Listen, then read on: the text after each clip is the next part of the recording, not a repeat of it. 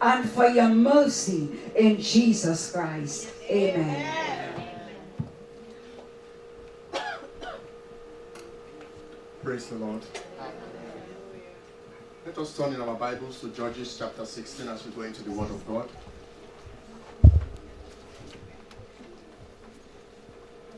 In the book of Judges, in chapter 16, we see the story of Samson. Now, Samson is a judge, and his life story is demonstrated by recklessness. This is a man that was given authority to lead Israel, but he continuously engaged in a lifestyle of recklessness. And many times, he could afford to be reckless because he had the strength that could deliver him from his recklessness. You see, so even though he was reckless, he had the strength that could deliver him from his recklessness until it got to a point where God said, enough is enough. Enough is enough. And as a result of his recklessness, we see Samson sleeping upon the laps of Delilah. And as a result of his recklessness, he constantly gets into toxic relationships. A toxic relationship is a relationship that diminishes you instead of improving you. So this was the story of Samson. And now his strength lay in his hair because he was a Nazarene. And the vow he took before the Lord was that he would never cut his hair. He took a Nazarite vow not to cut his hair. And now, I need the other microphone. And now, praise the Lord. Amen. And now Samson is lying down with a woman that is going to cut his hair. That is going to take away the strength that has always delivered him from his recklessness. Many times we are looking for deliverance, and the reason we are looking for deliverance most times is a result of our own doing. But now, Samson's hair is cut off. And the Philistines come, and he is thinking that he could just shake himself up like before. But now he does that, and it doesn't work. It doesn't work. Because the power is gone. The Lord had left him. And they come, and they gouge out his eyes. And they make him grind in the mill. Now, when the Bible says he was grinding in the prison house, that means he was now a slave. So the one that was the leader at the apex of Israel was now a slave. Not just a slave in Israel, in Philistine territory. He was now a slave. So now, for the first time, Samson is faced with a trial that his strength could not deliver him from. For the first time. For the first time, he meets a trial that is above him. And in that trial, he is blind. His strength has gone. So no strength, no vision. And there are some of us here, you may be in a trial today, and you're saying, Lord, I don't have the strength. Lord, I don't know the way forward, no vision. Lord, it's like there's no light at the head of the tunnel, at the end of the tunnel, no vision. So Samson is in this trial, no vision, no strength. So the very things that used to deliver him are nowhere to be found. But he did not give up. You could say everything you want to say about Samson, but he did not give up. The Bible says his hair began to grow again. Talk to your neighbor, say, neighbor, your hair will grow again. His hair began to grow again. The title of this word is giving up is not an option. Talk to your neighbor, say, giving up is not an option. Giving up is not an option. If I was going to give up before, well, I have changed my mind now.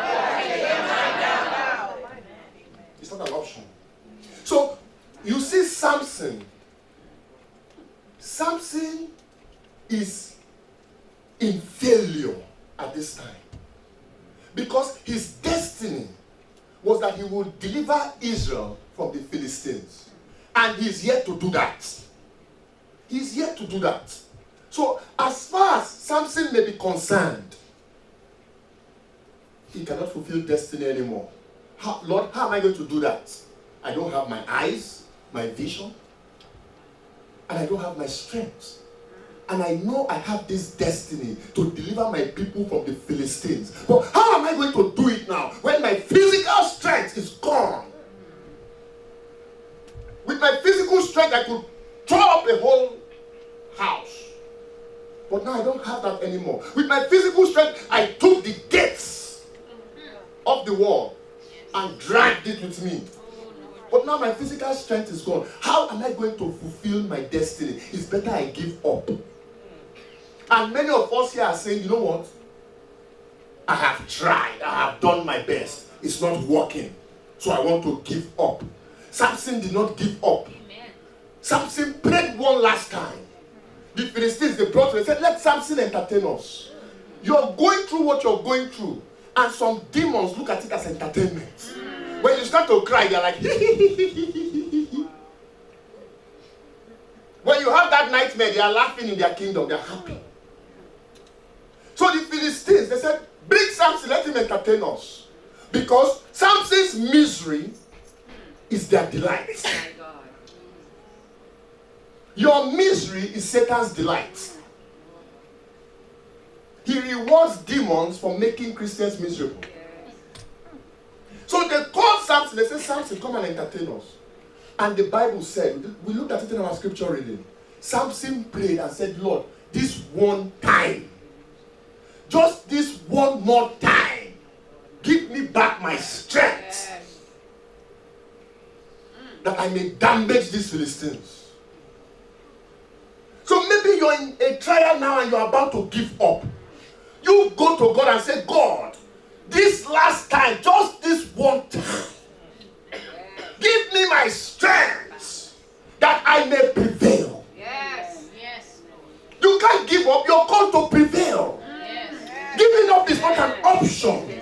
You are more than a conqueror. Yes. You are an overcomer in Christ. Yes. Don't you see Samson? Amen. Samson was more than a conqueror. He conquered more in his death than in his lifetime. Yes. He did not give up. If he had given up and said, well, my eyes are gone and my strength is gone, ain't no use anymore anyway, God raised up another judge. Samson did not do that. Instead of giving up, he prayed. He came to his senses. Just like that prodigal son, he came to his senses and he prayed. And said, Lord, this one time, give me the strength to finish off these Philistines. The reason some of us want to give up is because our Philistines have surrounded us. Yes. You want to go this way, Philistine. You want to go this way, Philistine. You go this way, Philistine. You go that way, Philistine. Yes. Everywhere, Philistine. Don't give up. Go to the Lord and say, Lord, hallelujah, scatter my Philistines for me. Scatter them for me. Samson was not afraid of failure. Because what he was attempting to do, he could have failed. He knew God was upset with him. He knew it was God that took away the strength. He knew God had departed from him. When he shook himself like before and nothing happened, he knew God was not with him at that moment.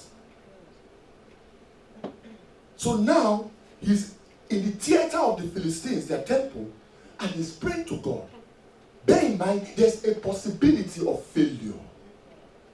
There's a possibility that he will hold the two pillars in his arms and nothing will happen. There's that possibility of failure. But Samson was not deterred by that. People that give up is because all they see is failure. My God. If you see failure, the spirit of failure will convince you to give up. But giving up is not an option. The first book I wrote is called I Never Stop Believing. Because everything told me to give up. I said, no, I cannot give up. I'm moving on. I'm pressing on. No matter the number of Philistines, you are moving on. I don't know what your Philistine is. Some of us, the Philistine is our finances. And we're saying we've done everything we know how to do. But my bills are always ahead of me. So ain't no use, I'm just going to give up. I will even work again. I'll just go on welfare. It's no use to work. Because my bills are overwhelming. Some people is money, finances, that is their Philistine. But God sent me here to encourage you this morning. Don't give up. It is not an option. The fact that your finances are down today does not mean they will be down tomorrow. The fact that your finances are down today does not mean they will not be up tomorrow. Amen.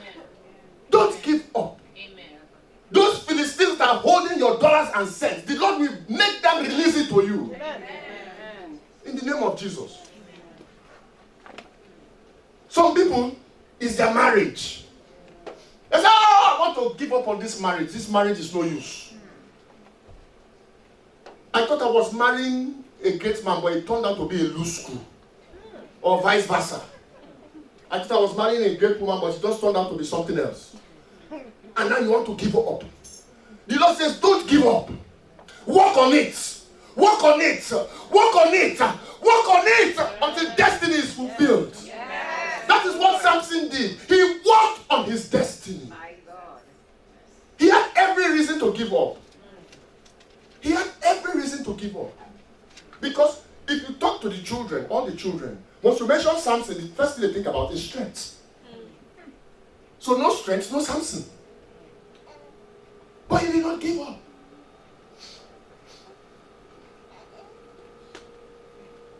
The Bible says in Jeremiah chapter 32, it's a very familiar scripture. It says, with God, he says, behold, I'm the God of all flesh. There is nothing too hard for me. So if you know there is nothing too hard for God, why do you want to give up? Your giving up is evidence of your lack of faith in God. Amen.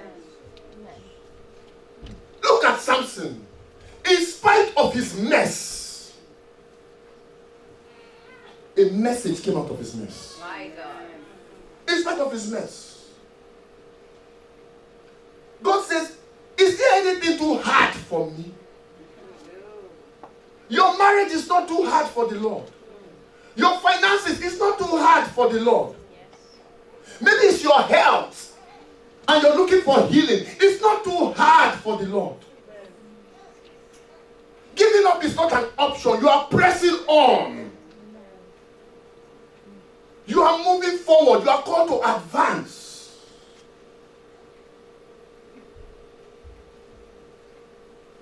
And we must be careful not to make the kind of mistakes that Samson made.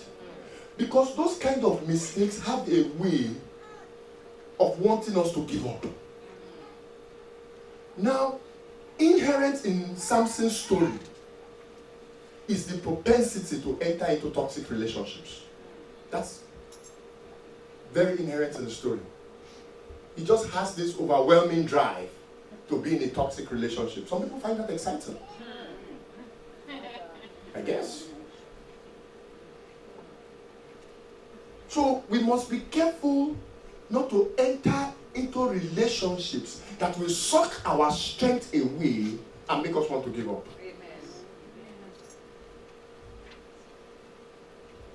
Because when you're in that kind of relationship, before you know it, your love for God will go, your peace will go, even your faith will start to go down.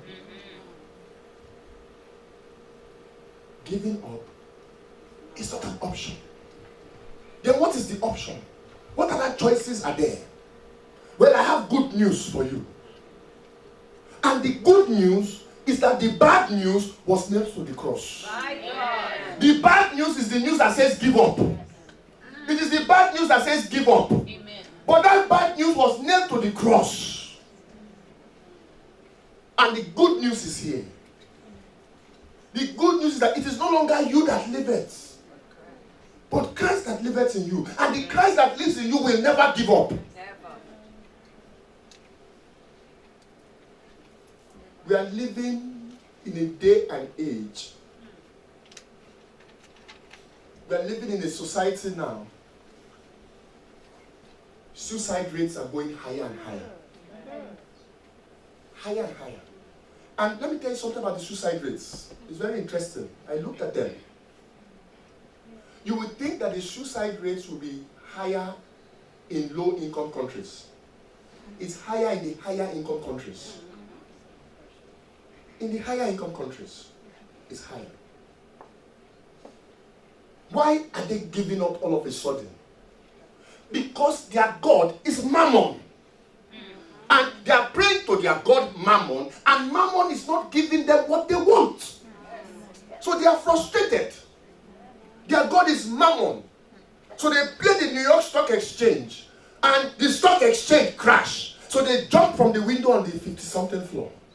And they jump down because Mammon disappointed them. They give up. The ultimate give up is suicide. Never heard of a man that committed suicide when Jesus was his Lord.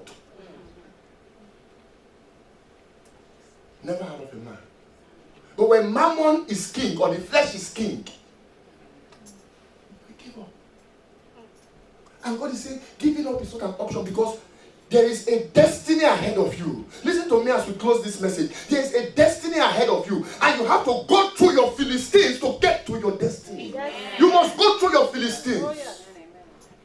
Your Philistines are there to make you a better person. Amen. Amen. What made David a great king? Yes, he was a man after God's own heart. But what made David a great king was King Saul. God used King Saul to train David. Every day Saul would do like this to David.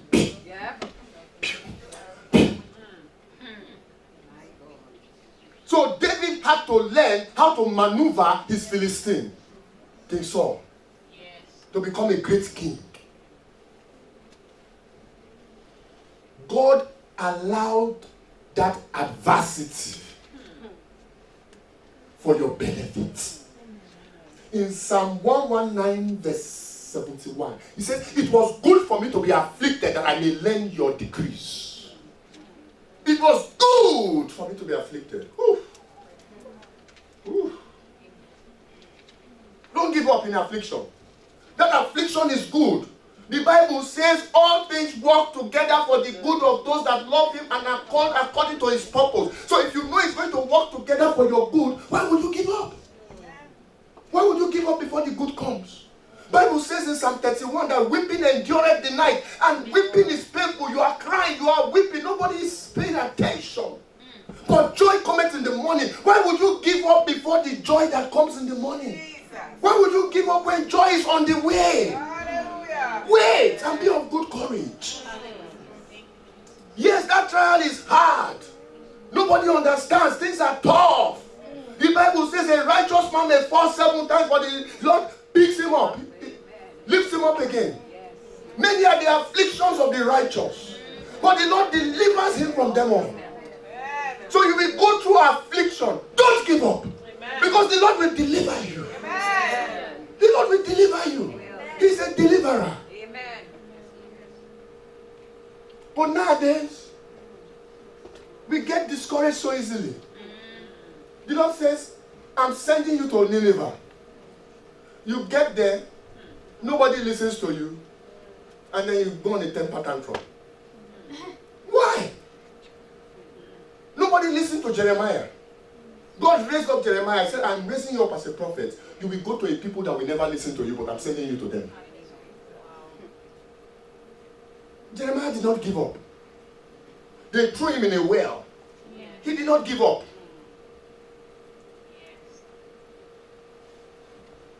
But this generation, somebody talked to you the wrong way. You say, you go your way, I go my way. I'm done with you. No. Not so. Not so. There are some things that will appear unreachable. But I want to tell you today, that those things that appear unreachable are actually very reachable. Amen. Amen. If you have faith to connect to your God, those things that seem unreachable are reachable by faith. Amen. It took faith for Samson to pray this one more time, Lord. It took faith. Say whatever you like about Samson. Call him a fornicator. Call him an adulterer. But he had faith. Amen. Where is your faith? Where is your faith?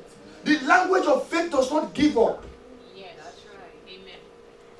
Faith can wait for 12 years. Faith can wait for 15 years. Faith can wait for 20 years. Because faith knows what God said. Amen.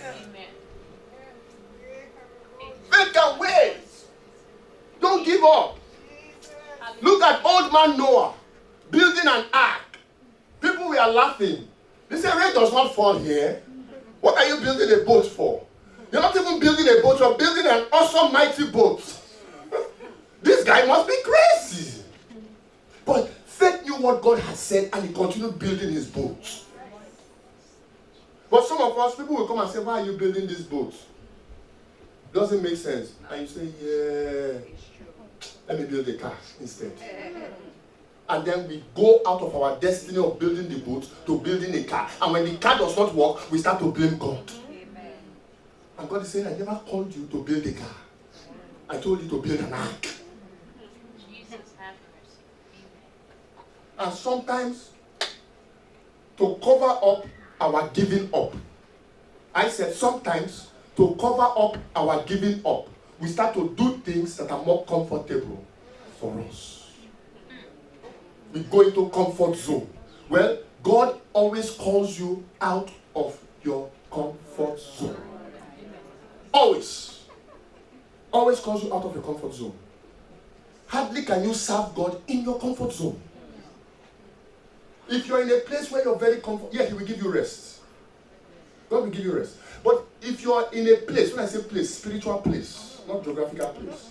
If you are in a place where you're so comfortable, most likely you may not be serving God the way God wants you to serve Him. I'm not saying you're not serving God, but you may not be serving Him the way He wants you to serve Him. If you're righteous and you're in a place, I'm not talking about geographical place, spiritual place. If you are righteous and you are in a place and you've not encountered affliction, then you may not be serving God the way God wants you to serve Him. Because the way God wants you to serve Him, the Word of God tells us that many are the afflictions of the righteous. And the Lord delivers him from them all.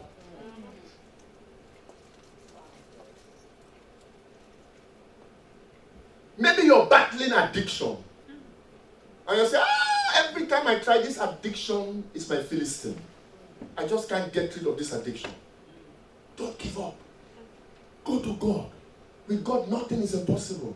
He's the God of all flesh. There's nothing too hard for Him. Amen. Even addiction, He takes away. Don't give up.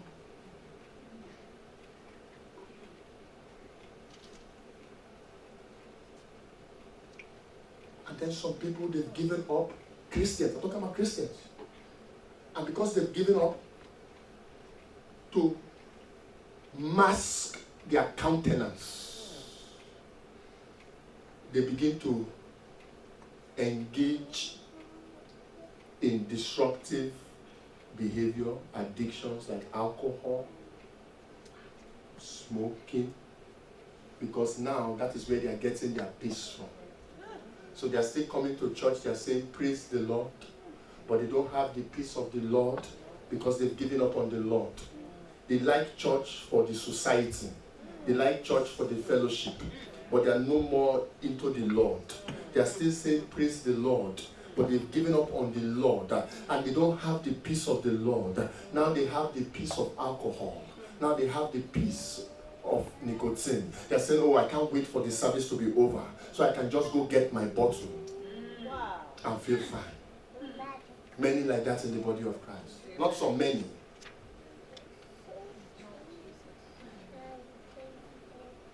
They've given up. They've switched lanes from the Lord to other things. But God says I should tell you, church, giving up is not an option. The moment you give up, you die. He says you're not worthy to be his disciple if after you put your hand to the plow, you look back. The moment you give up, you die. I don't know what has happened. Maybe it's your vision. You cannot see beyond your trial. You cannot see beyond your situation. Maybe your vision is out and you're looking at your situation and saying, ain't no way here. And maybe your situation has taken out your strength and you have no strength left. Giving up is not an option. Praise the Lord. Just keep moving on. Praise the Lord. Just keep moving on. Look up onto the hills. From whence cometh your help. I pray for you, church, as I pray for myself, that in the trials that are ahead of us, the trials that the enemy will bring and that God will allow, that those trials will strengthen us and elevate us, that we will not be intimidated by our trials, that we will press on and forge ahead. We will never stop believing. We will never stop fighting. We will never stop praying. Lord, that we will press through our Philistine and reach our destiny. If we give up, we cannot fulfill destiny. Make us fulfillers of destiny. We ask in Jesus' name. Amen. Somebody praise the Lord. Somebody praise the Lord. God is good all the time. Amen. Amen. We're people of faith. Faith does not walk by what it sees. Faith looks to God. We're people of faith. Thank you, Jesus. Faith is not intimidated. Amen, somebody? For you to rise, we'll close this meeting at this time. The altar will be open for prayer. Hallelujah. Hallelujah. Let us rise.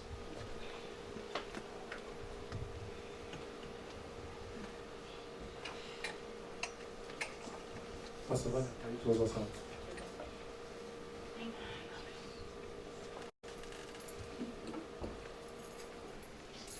Father, we thank you for the word that came forth today. Truly we are blessed. Father, we thank you for reawakening of your strength in us. Father, we thank you for encouraging us to keep on in your